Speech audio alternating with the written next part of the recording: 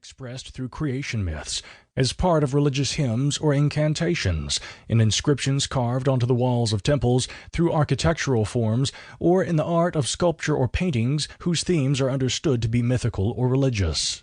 However, among groups such as the Dogon, who chose never to adopt a written language, spoken language becomes the purveyor of symbolic meaning. So we also derive understanding from the phonetics of cosmological terms. We also come to see that symbolism expressing itself through the multiple meanings of ancient cosmological words.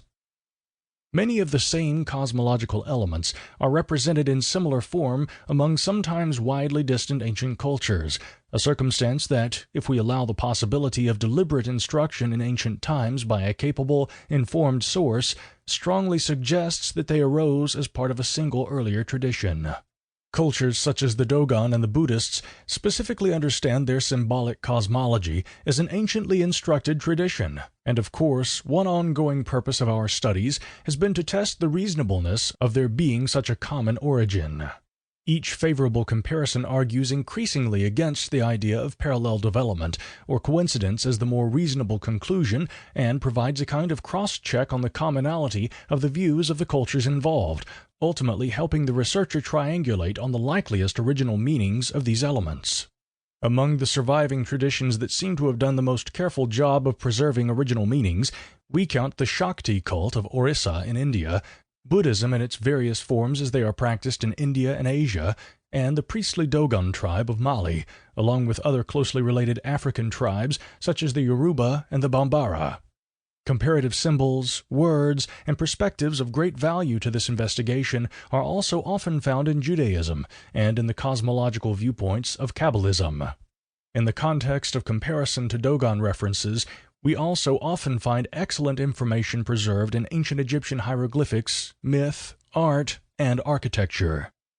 Researchers of ancient traditions in India have commented on references that often closely resemble correct cosmological science, and so raise reasonable questions about whether this ancient cosmological plan could have originally been scientifically based. With the Dogon tribe, we have a living priestly class who make a specific claim that their cosmology describes how matter forms, a circumstance that elevates this claim to the level of a legitimate interpretation to be explored. In fact, at the most superficial level of comparison, it quickly becomes apparent that Dogon descriptions and drawings closely resemble science. Given these circumstances, it is the job of the comparative cosmologist to test the reasonableness of the direct statements made by various cultures regarding the meanings of various esoteric elements with an eye to possible scientific correspondence. At heart, the study of comparative cosmology is primarily a process of corroborating, after the fact, the testimony of multiple witnesses to a common set of formative ideas. Through such comparative studies, the researcher eventually arrives at an overview of a very long-standing ancient tradition, one that seemingly emerged from the mists of a distant archaic era. It is interesting that even the earliest of these traditions seems to have often expressed itself through Jung's archetypes. We have suggested that the clearest links between symbol and meaning are found with forms that are original to the tradition, and it is a cultural imperative among the Dogon to preserve those original forms. Because of this, the Dogon provide us with a unique window into the archaic era of the cosmology. Language, symbology, and philosophical outlook suggest a path of transmission for the Dogon tradition that began in the Fertile Crescent region and passed down southward and eastward in pre-Vedic times, ultimately through India and into Africa.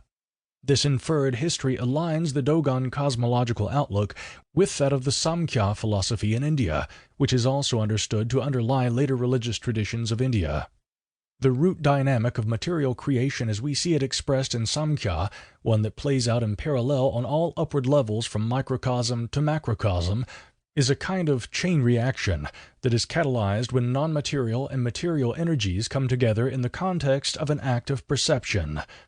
If we imagine that these energies arise through a principle of duality as negative and positive aspects of primordial energy, then the underlying dynamic produces the potential effect of a dipole, a pair of equal and oppositely charged or magnetized poles that are separated by a distance.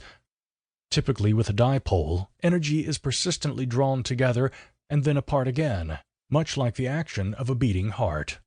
Scientifically speaking, the dynamic begins